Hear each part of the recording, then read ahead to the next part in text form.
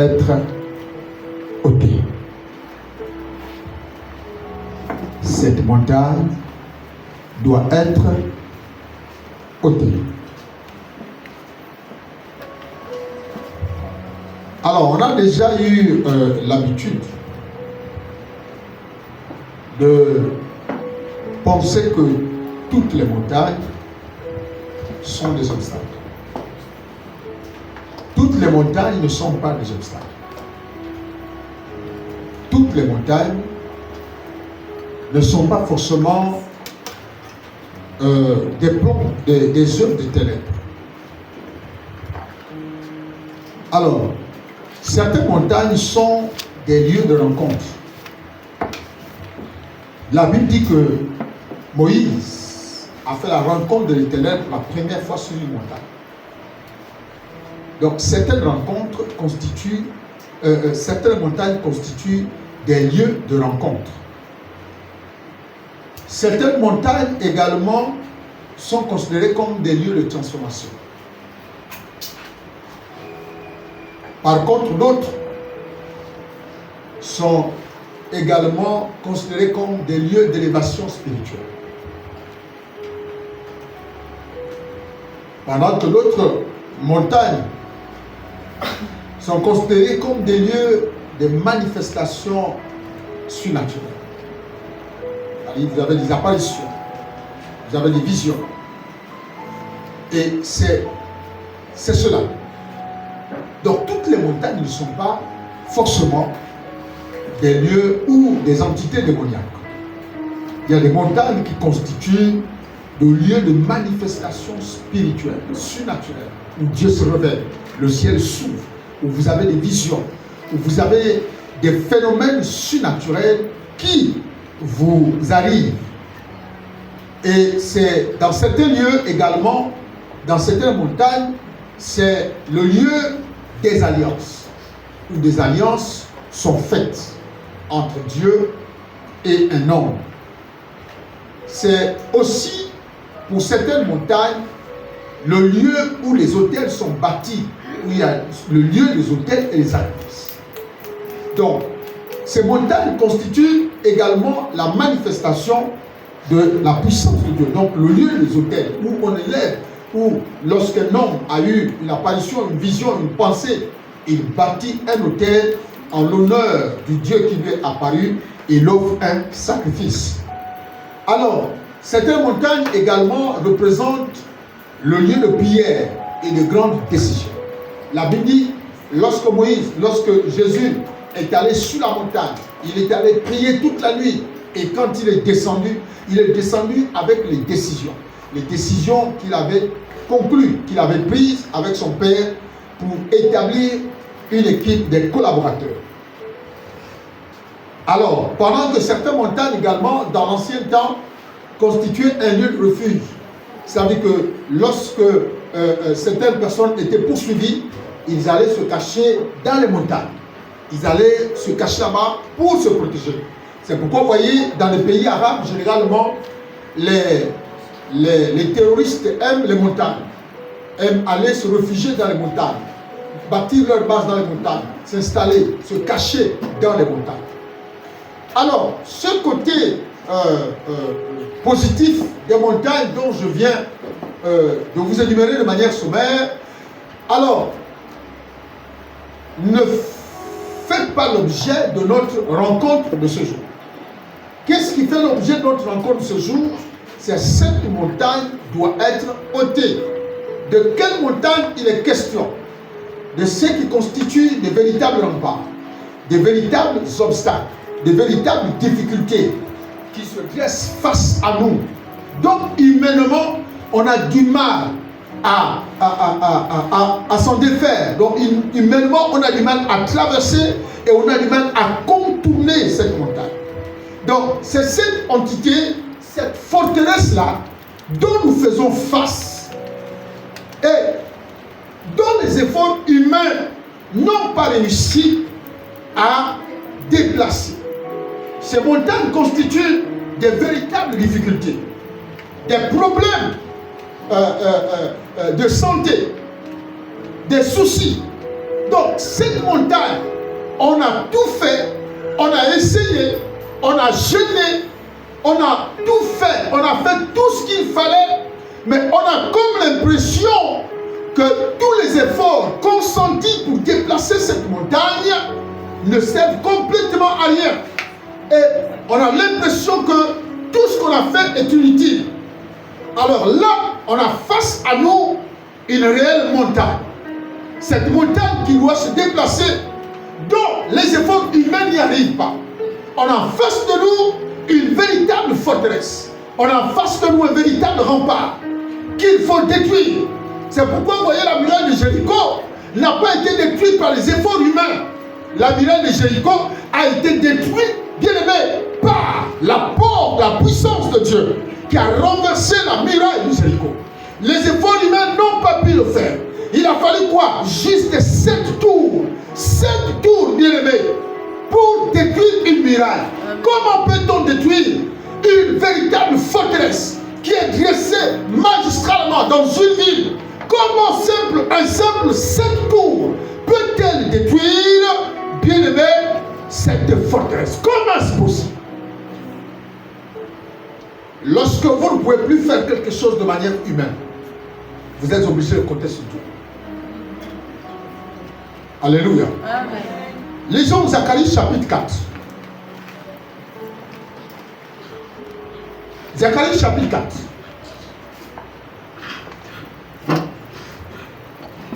Le verset 7.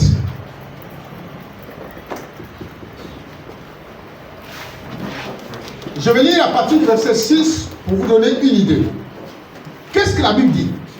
Alors il reprit et me dit, c'est ici, bon, on va même monter au verset 5. L'ange qui parlait avec moi me répondit, ne sais-tu pas ce que signifient ces choses? Je dis, ne sais-tu pas ce que signifient ces choses? Je dis, non mon Seigneur. 6. Alors il reprit et me dit, c'est ici la parole que l'Éternel adresse à Zorobabel. Ce n'est ni par la force, ni par la puissance, ni par la force, mais par mon esprit, dit l'Éternel des armées. 7. Qui est une grande montagne devant Zorobabel? Tu seras aplani.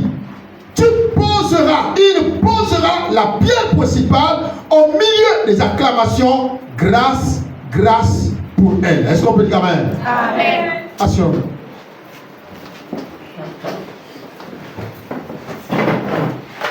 Zorobabel avait reçu de Dieu un mandat de rétablir, de construire le temple. L'Éternel a reçu de Dieu un mandat pour bâtir le temple.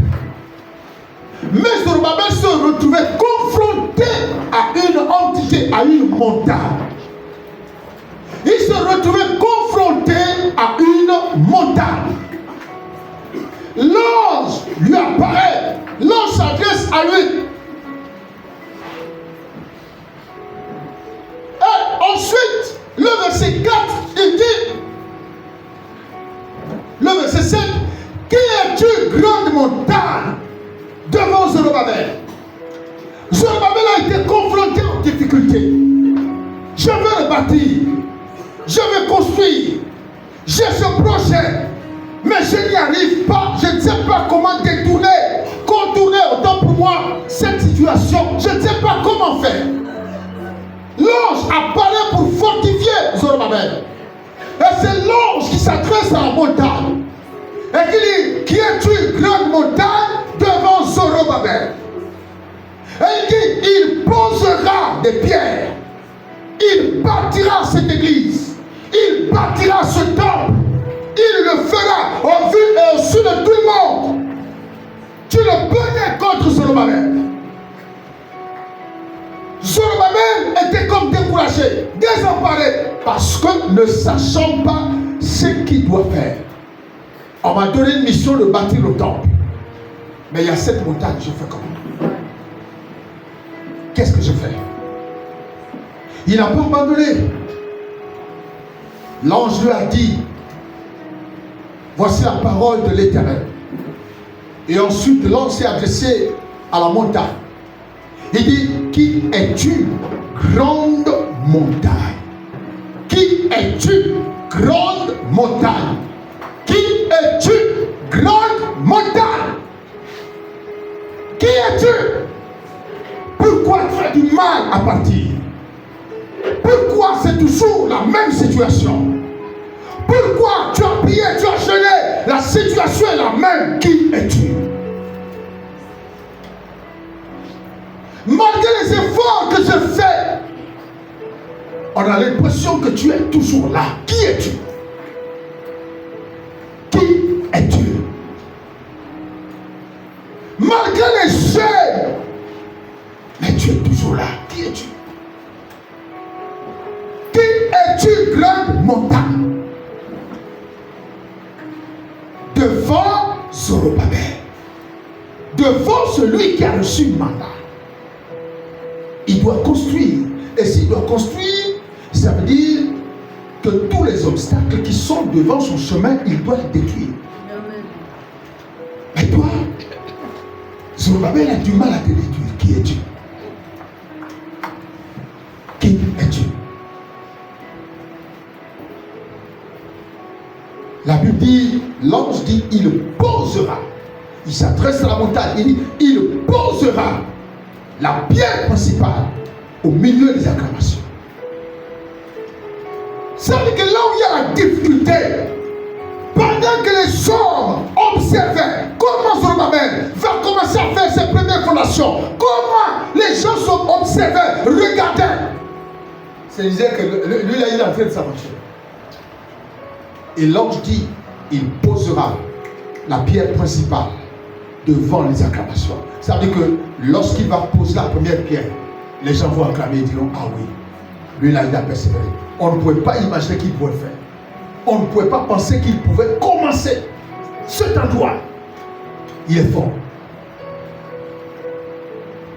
Alléluia. Matthieu chapitre 17. Matthieu 17, verset 20.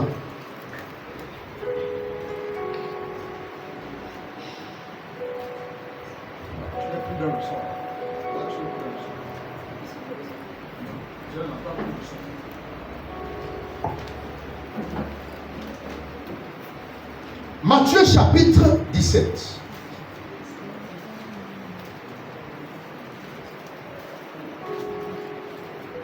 Le verset 20. Qu'est-ce que la Bible dit? C'est à cause de votre incrédulité, dit Jésus.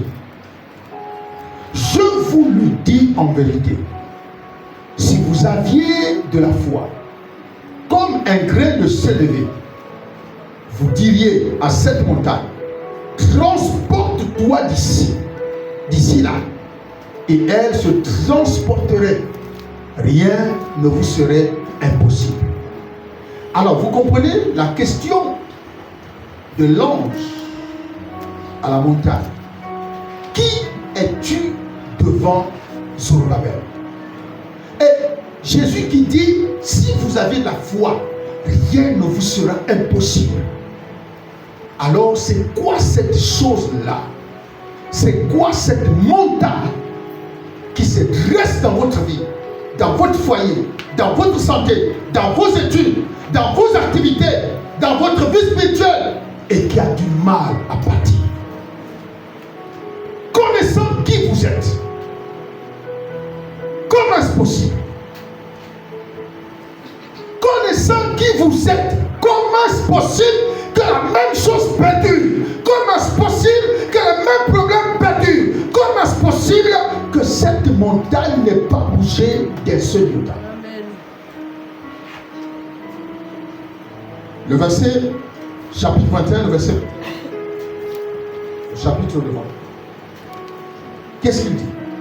Jésus lui répondit, je vous le dis en vérité, si vous aviez de la foi et que vous ne doutiez point, non seulement vous feriez ce qui a été fait à ce figuier, mais quand vous direz à cette montagne, ôte-toi de là et jette-toi dans la mer, cela se fera. 22. Tout ce que vous demanderez avec foi par la prière, vous le recevrez. Cette montagne doit être ôtée. Lorsque vous faites face à ce type de montagne, lorsque vous faites face à ce type, à ce genre de montagne, aucun effort humain ne peut déplacer cette montagne. Là, vous devez faire quoi? Compter sur Dieu. Et compter sur Dieu signifie faire recours à quoi? Qui peut répondre rapidement? Faire recours à quoi? À la foi.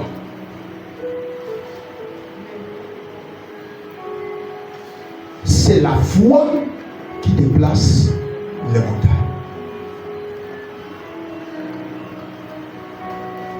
Quand tes efforts ne peuvent plus rien faire, il faut faire recours à la foi. Il faut impliquer la foi.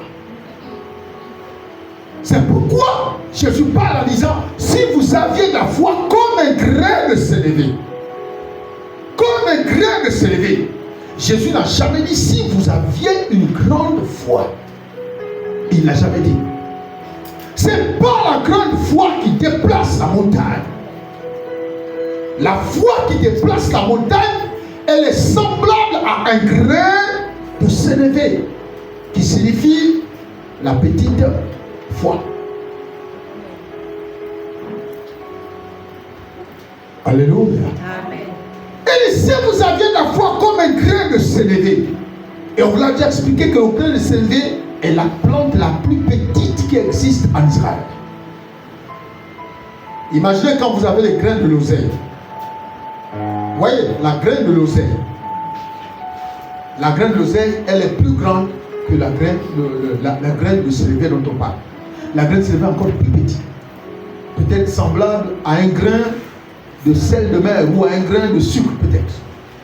Mais c'est très fin, très petit. Et quand vous plantez ce grain de sénévé là, qui ressemble à un grain de sel, quand ça produit un arbre. Un gros arbre. Donc le Seigneur voulait nous faire comprendre que ce type de montagne là ne se déplace pas avec une grande foi. Que moi j'ai une grande foi. Non, ça se déplace avec une petite foi. C'est la petite foi qui déplace les grandes choses. Est-ce qu'on peut comprendre? Il n'est pas question d'être le plus grand manifestateur de la foi. Il n'est pas question de dire que je n'ai pas une grande foi. Non. Il a dit si vous aviez sur la montagne, il a dit si vous aviez une foi semblable à un grain de sénévé, vous direz à cette montagne. Et une autre fois, il a encore dit si vous aviez de la foi, ce que vous m'avez vu faire, vous êtes capable de faire. Qu'est-ce qu'il avait fait? Jésus venait de maudire le figuier. Juste avec une parole. Montagne. Cette montagne doit se déplacer. Et qu'est-ce qu'elle représente dans ta vie? Tu as essayé, tu as jeûné, tu as prié, mais tu as remarqué que la seule chose, c'est-à-dire que quand toi-même tu te vois, tu te dis la seule chose qui m'embête, c'est ça. Tu as prié, tu as jeûné, tu as reçu imposition de main sur imposition de main. La chose est toujours là. Alors il faut quoi? Elle doit se déplacer.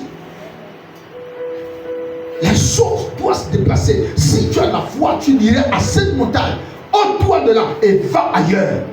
La montagne va se déplacer. La montagne va se déplacer. Si tu as la foi, tu dirais à la montagne qui se dresse telle une forteresse dans ta vie, qui déplace-toi de ma vie, elle va se déplacer. Les autres, ce sont des montagnes de maladie. On a tout fait, on a prié, on prie, on jeûne, on fait tout. La maladie est toujours là. Les autres, c'est la montagne de mensonges. On a prié, jeûné, tout. La montagne est toujours là.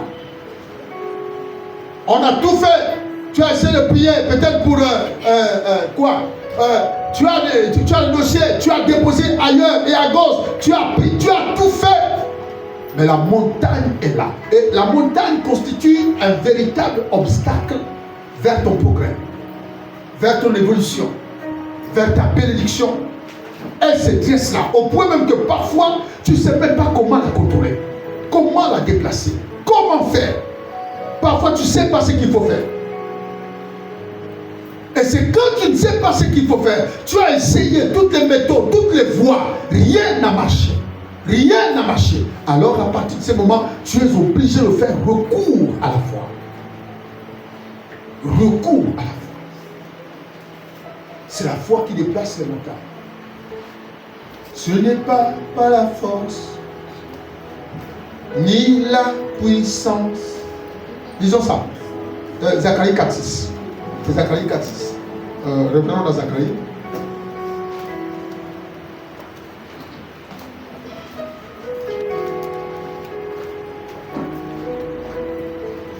Alors il reprit et me dit, c'est ici la parole que l'Éternel adresse à Zorobabel, qui était confronté à une difficulté, qui ne savait pas comment faire pour commencer ses fondations, parce que devant lui, il y avait une montagne dressée majestueusement, ne savait même pas comment faire. Il dit ceci, c'est ici la parole que l'Éternel adresse à Zorobabel.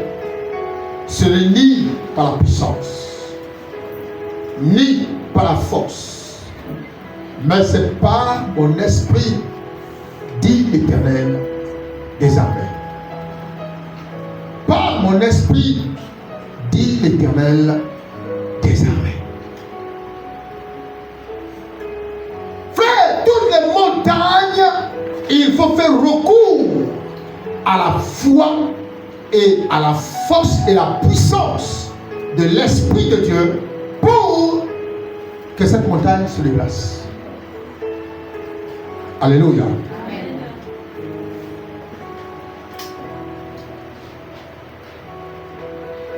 Il faut la puissance de l'Esprit.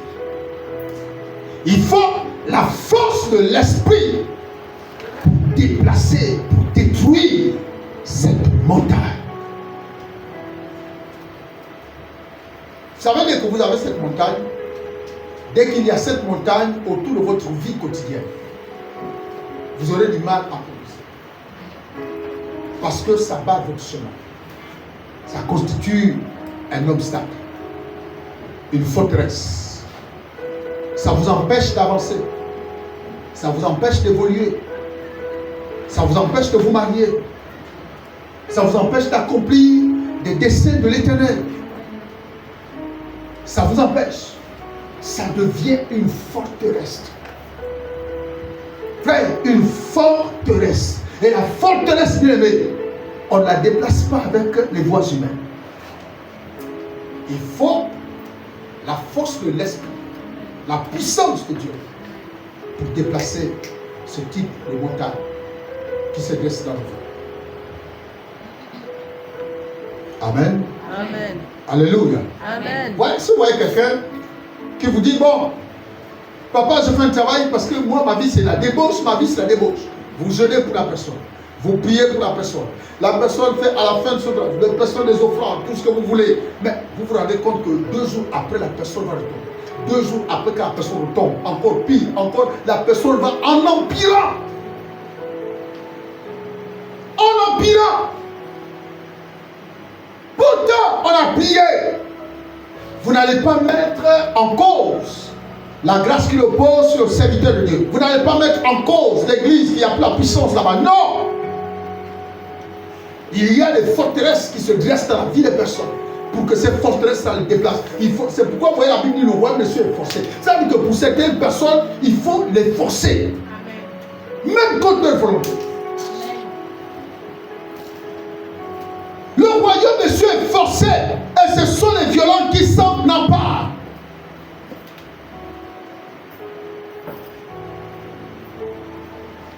Bien-aimés, la foi est indispensable pour déplacer une montagne. Mais une foi, pour qu'elle puisse agir sur la montagne, elle doit dépendre de la parole de Dieu. Pourquoi? Parce que la Bible dit, la foi vient de ce que l'on entend. Et ce que l'on entend vient de la parole de Dieu. La foi vient de ce qu'on entend, et ce qu'on entend vient de la parole de Dieu. Il y a des gens qui écoutent la parole de Dieu tous les jours. Ils ont ça dans leur téléphone. Ils écoutent des chansons dans leur téléphone. Mais aucune foi n'est née. Aucune foi n'est née. Et comme la foi ne l'est pas, ces personnes n'arrivent pas à triompher de ces montagnes. Non, j'écoute souvent la louange. Non, j'écoute souvent les messages. Non, mais la Bible dit la foi naît en écoutant la parole. Donc, quand toi tu écoutes la parole et la foi ne surgit pas, ça veut dire que tu n'écoutes pas comme Dieu l'entend. Parce que quand tu écoutes la parole comme Dieu l'entend, ça fait quoi? Ça fait germer petit à petit la foi. Et quand la foi sort, quand la foi monte, si tu avais une difficulté, c'est fini, tu agis. Mais nous on fait quoi? On passe le temps, vous allez voir, on va balancer dans les statuts, les paroles, les messages, les séquences de messages. Aucune foi ne naît. La Bible dit, la foi vient de ce qu'on entend.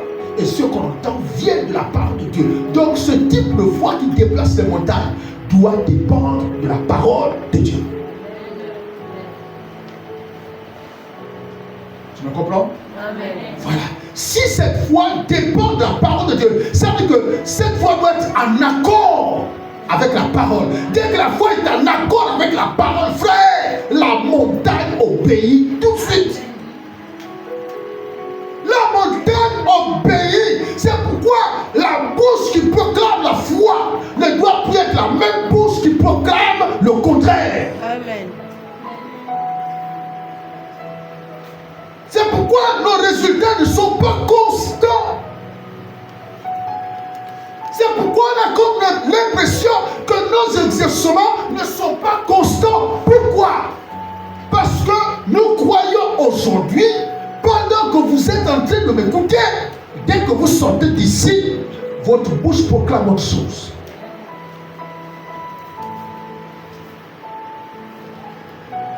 Cette montagne doit être ôtée. Et l'ange de l'Éternel a pensé à la montagne. Qui es-tu?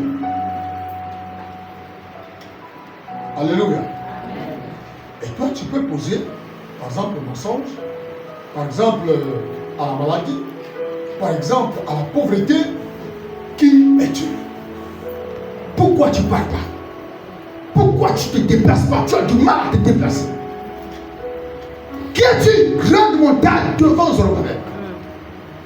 Qui es-tu? Et il a dit, il va poser sa première brique devant les acclamations. Qui es-tu? Pourquoi malgré la prière, malgré les jeûnes, malgré les activités qui sont menées matin, midi et soir, pourquoi ça ne change pas? Pourquoi?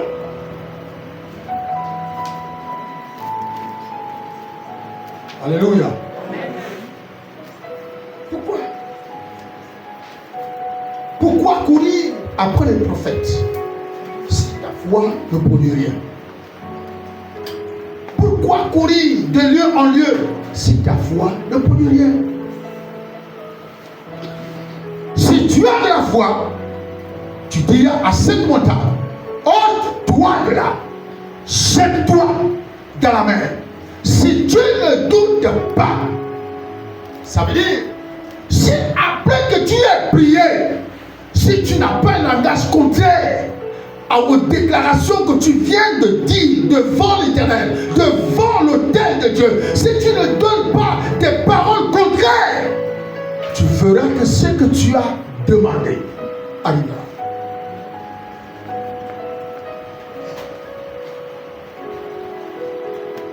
Alléluia. Amen. Lorsqu'une chose devient complexe, lorsque vous avez en face de vous une véritable difficulté, vous avez en face de vous quelque chose dont toutes les voies humaines, toutes les issues ne vous sont plus favorables. Vous avez essayé, vous avez tenté, vous avez tout fait.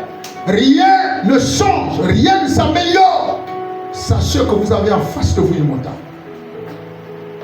Vous avez en face de vous une montagne. Et la montagne, il faut la déplacer. Si la montagne n'est pas déplacée, elle va... Vous aurez du mal à contrôler cette montagne. Vous voyez, quand Jésus parle de cette montagne, c'est une illustration, c'est un style de langage, une métaphore. Aucun homme n'a réussi à déplacer pour dire montagne, va dans la mer. Vous voyez? Mais Dieu veut nous dire que vous pourrez faire face à des situations difficiles et compliquées. Vous aurez à tout tenter, mais la chose est là. Il dit, si vous ne faites pas recours à la foi, vous ne pouvez pas. Vous ne pouvez pas déplacer la montagne. Si vous ne comptez pas sur lui, sur l'Éternel, en faisant recours à la foi, la situation ne va jamais changer.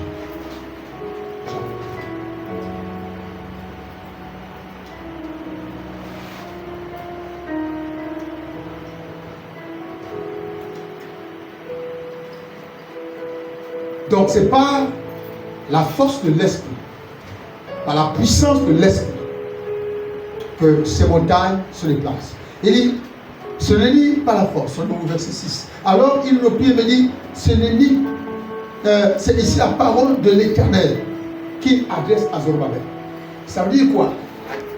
Ça veut dire, l'ange dit que, en fait, l'ange vient faire comprendre à Zorobabel que, écoute Zorobabel, voici ce que l'Éternel te dit. Que tous les efforts humains que tu tentes de faire pour détruire cette montagne-là, ça ne va pas marcher. Parce que ce n'est ni par la force humaine, ni par la puissance humaine, mais ce n'est pas mon esprit. Ça veut dire, face à des difficultés énormes auxquelles nous faisons face, tu dois dépendre de Dieu. 1. Tu dois compter sur lui.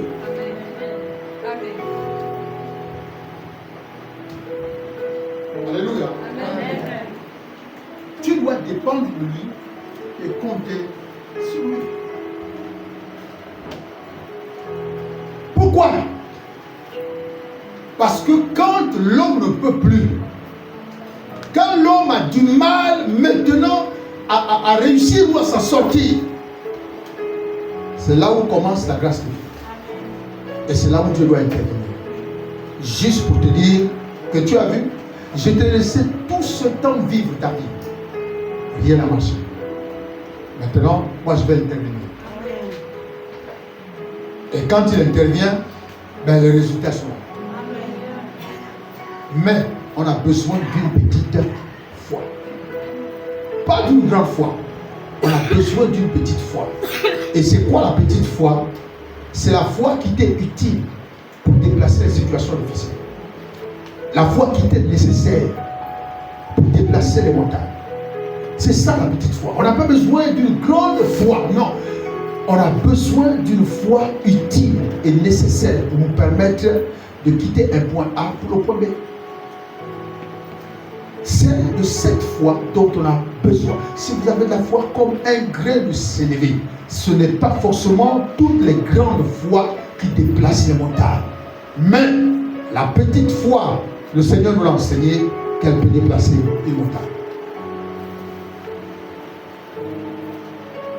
Alléluia. Amen. Job chapitre 14. Job chapitre 14.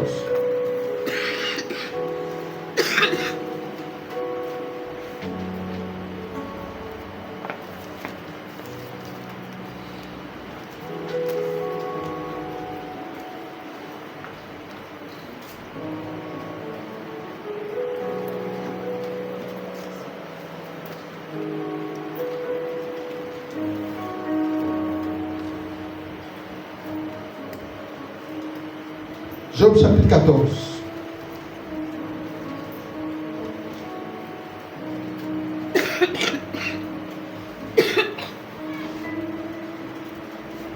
Job chapitre 14, verset 18.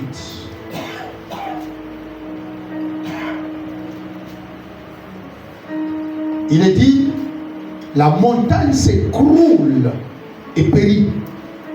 Le rocher disparaît de sa place. Alléluia. Amen. Job dit, la montagne s'écroule et périt. Que toute montagne dans ta vie ce matin s'écroule au nom de Jésus. Non, je ne t'ai pas entendu. Yes. Que toute montagne qui se dresse dans ta vie s'écroule et périsse au nom de Jésus. Oh yes. Toute montagne s'écroule et périt. Devant la présence du Seigneur, aucune montagne ne peut résister. Aucune. Lisons Job suivant. Job 28, verset 9.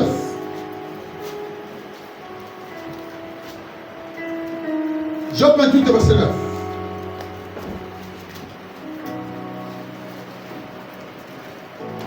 La Bible dit, l'homme porte sa main sur le roc.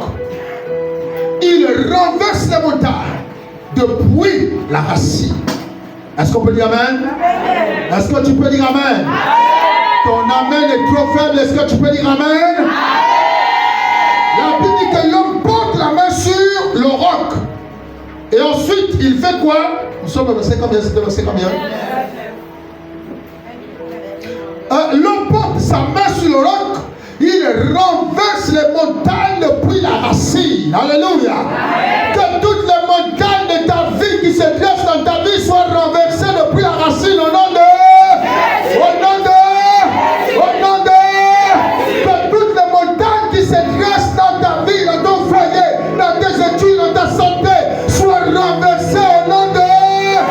Que la racine également soit détruite au nom de... Il y a des montagnes qui ont des racines. Et si la racine ne meurt pas, la Bible dit la racine périt. Si la racine ne meurt pas, la montagne va repousser. C'est-à-dire que tu vas te retrouver à faire encore les mêmes choses. Il faut que la montagne, Job dit, il faut que la montagne, il faut que la montagne soit renversée depuis la racine. Depuis la racine. Alléluia. Deutéronome chapitre 32.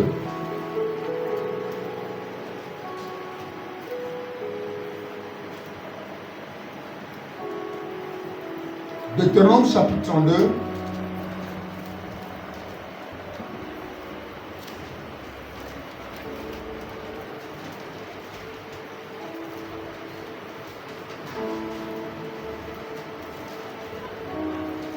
Deutéronome chapitre 32. Lisons le verset, l'unique verset 22. L'unique verset, allez, dans Deutéronome chapitre 32. Voici ce qui est dit. Car le feu de ma colère s'est allumé, et il brûlera jusqu'au fond du séjour des morts. Il dévorera la terre et ses produits. Il embrasera les fondements des montagnes. Alléluia. Amen. Alléluia. La Bible dit, le feu de la colère de Dieu est allumé pour embraser les fondements des montagnes. Que toute fondation des montagnes dans ta vie soit embrasée par le feu de l'Éternel au nom de Jésus. Que les fondements des montagnes qu'il y a dans ta maison, qu'il y a dans tes finances, qu'il y a dans ton foyer, qu'il y a dans la vie de tes enfants, qu'il y a dans ta santé, soient embrasés par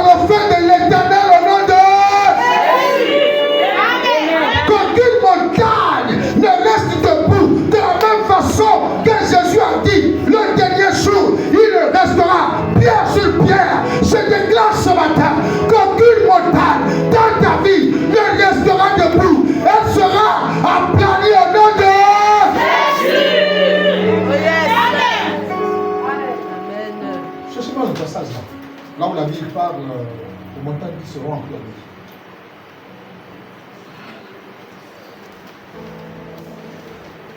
Ésaïe 41.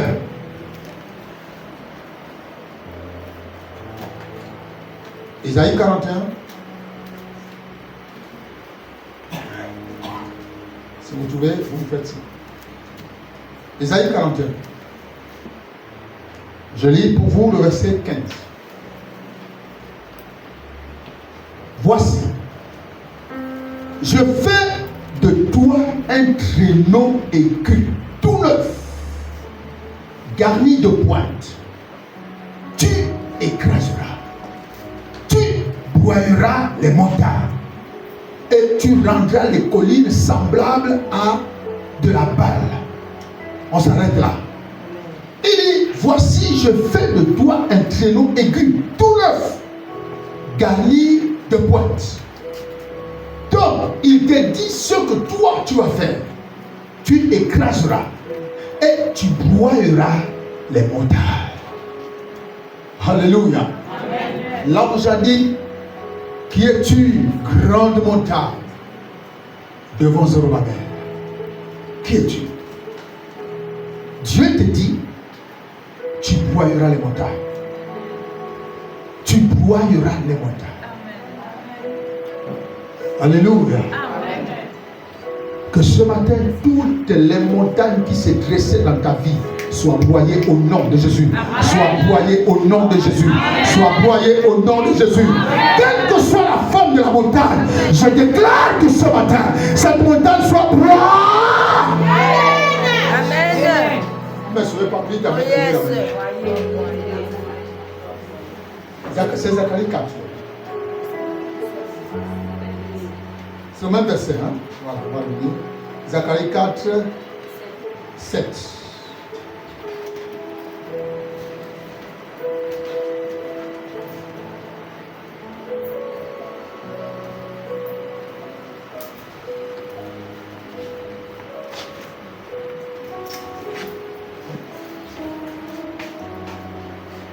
Zacharie 4, verset 7.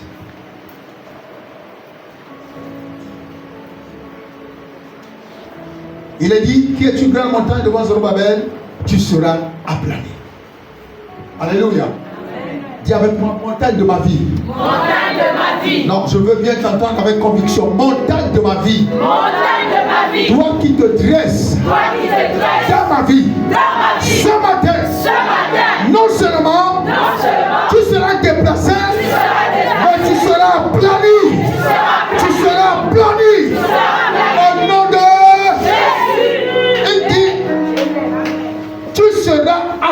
aplani. Est-ce que vous comprenez? Amen.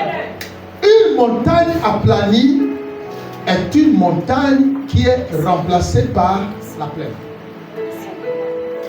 C'est-à-dire, on te raque, on t'enlève, et puis tu as en face un endroit plat.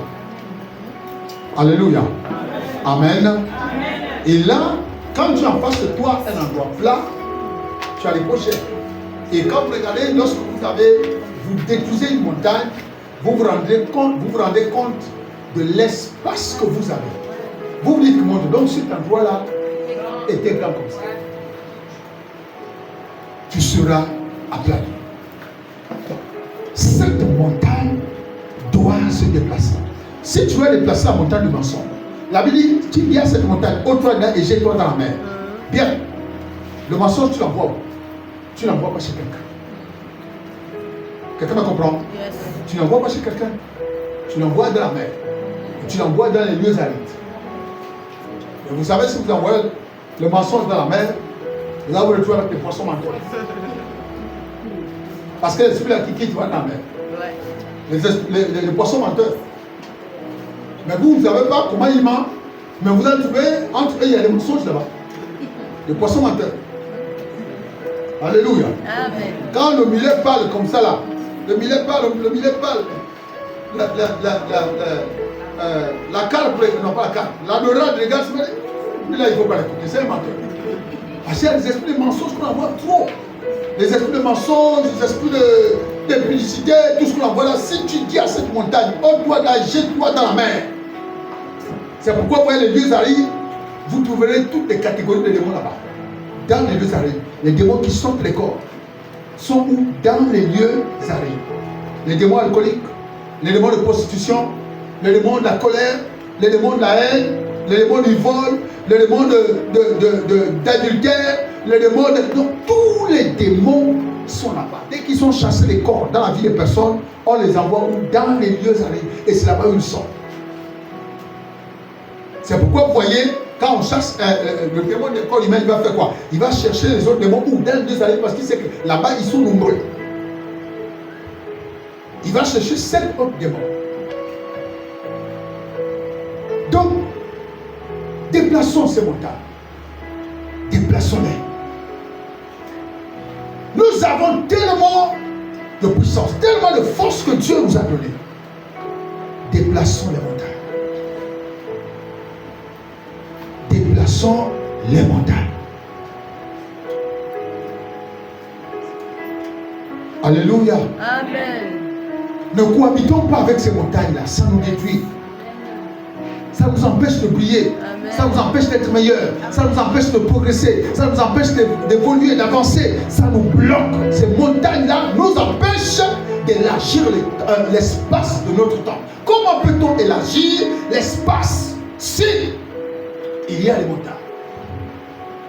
Comment peut-on élargir l'espace? La Bible dit élargir l'espace de ta temps. Ça veut dire que commence à améliorer autour de toi parce que je m'apprête à déverser une grâce supplémentaire. Comment allons-nous élargir l'espace si la montagne n'a pas été aplanée? Aplanissons la montagne et vous verrez l'espace que vous avez, dont vous disposez pour établir une autre centre. Alléluia. Amen.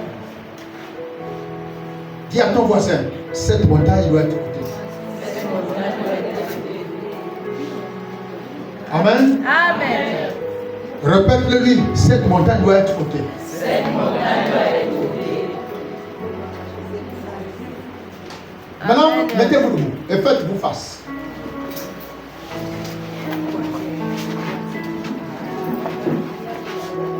Mettez-vous debout et faites-vous face.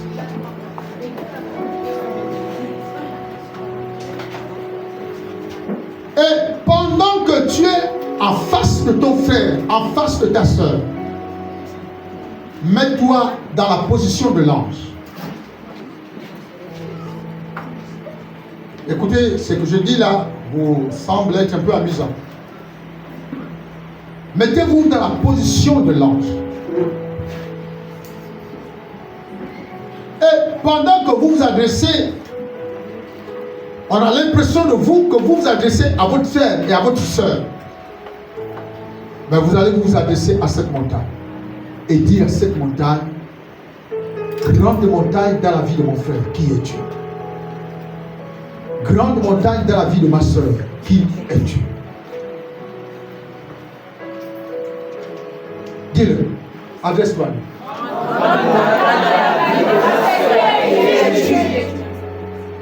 Répète-le.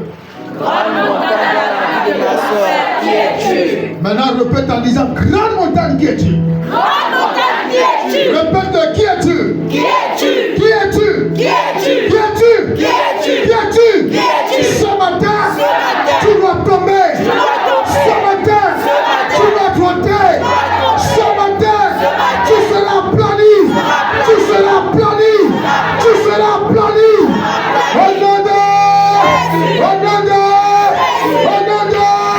Fais-nous prendre l'acclamation, Seigneur.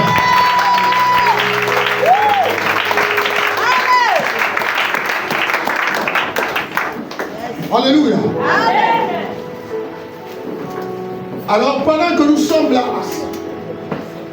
nous allons d'abord prier. Quelqu'un me comprend? Yes. Nous allons prier. On va prier. Même les chantes, vous restez là où vous êtes, vous priez. Yes. Aujourd'hui, c'est la prière. On va prier pour ôter ces montagnes qui se dressent dans nos vies. Amen.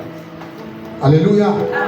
Frère, quand on dit prier, quand on demande de déplacer, on ne vient pas pour murmurer. On ne vient pas pour flatter Dieu avec... non, tu pries. Parce que ta montagne doit se déplacer. Si tu n'as pas de montagne, gloire à Dieu. Mais tu connais quelqu'un qui a certainement une montagne. Parce que tu connais sa faiblesse, tu connais ses difficultés, tu connais ce qu'elle traverse, tu connais, tu sais. Alors tu dois prier pour que cette montagne, dans la vie de ton frère, dans la vie de ta soeur, soit ôtée. Alléluia. Amen. Amen. Mettons debout. Mets le son. Chantons ensemble ce chant.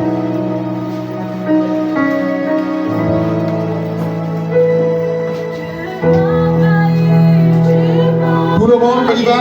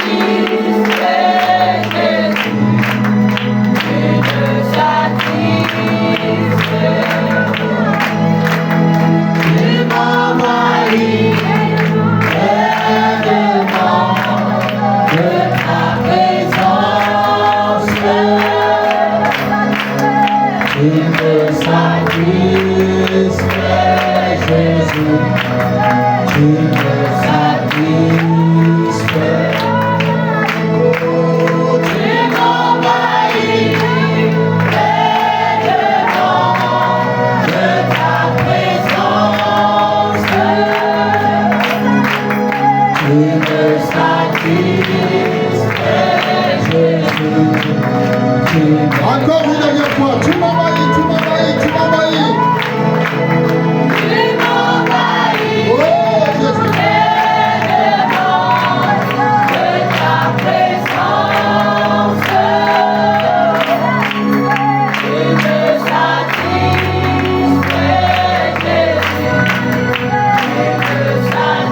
Alors je voulais que tu élèves ta voix maintenant, en rapport avec la parole que tu as entendue ce matin. Élève ta voix et bénis l'Éternel.